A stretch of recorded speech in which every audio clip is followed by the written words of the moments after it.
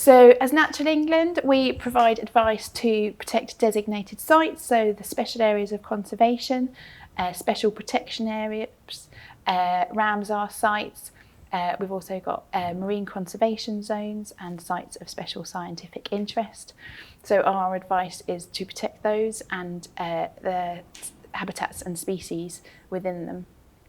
I would say that I'm most proud of early pre-application engagement with developers when we've had those early conversations about a wind farm, where it could be positioned, where the array may be, where the cable will come through, and those early discussions about how to avoid designated sites or mitigate any environmental impacts as much as possible. When you get to the end of that pre-application process and the development consent order is submitted, I really enjoy my job. I feel like our advice makes a difference both at the project level, but we also get to influence policy as well. So you feel like your advice is really making a difference both at project and strategically.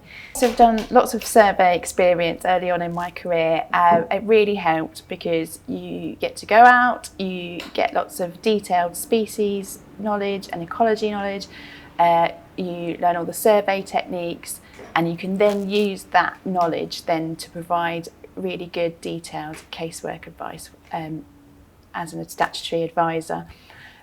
And you can then use that. We provide a lot of statutory casework, say either terrestrially or marine across many industries. So we've got a really unique position. We get a really good range of experience, and then we use that to then provide our advice to government in relation to policy development, changes in legislation. Yes, I'm involved in lots of research within Natural England. So every year we get the opportunity to identify evidence gaps. And if we think that there is something that needs to be filled, we can then put proposals forward.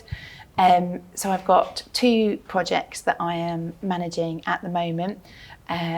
We've got one which is it's a literature review into the impacts of floating wind compared to fixed. So obviously it's an emerging industry. We're looking at 5 gigawatts of floating wind by 2030. So my role, I've been involved from start to finish, so you can put in the proposals, then work with contractors or consultants and throughout the project as they're doing it, and then at the end we're now just going into the publishing bit of the process, and then we will do sort of the external comms bit at the end as well, so it's from start to finish. So those projects will contribute to development and consent process through the floating wind literature review. Will hopefully identify where there is environmental impacts and where those can be mitigated, and also where there are still remaining evidence gaps, so can hopefully we can look to fill those, which will helpfully provide the evidence base that we need. Can also advise engineers as they go forward with their designs as to what could potentially be the least impactful design. Identify sort of the different design envelopes for those 2 different types of energy, and look at the environmental impacts, and to see if our advice on operations actually needs to be different because they are so different. So hopefully that project will go on to inform industry as they consider their design envelope and help them sort of fill those evidence gaps, so that when we get to consenting, hopefully we have that information that we will need.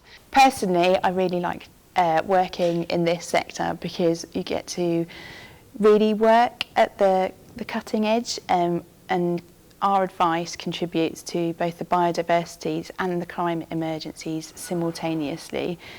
And you actually get to, because it is quite fast paced, you actually get to see the impact of your advice on the ground, and you can see it going through the consenting process. So it's really rewarding.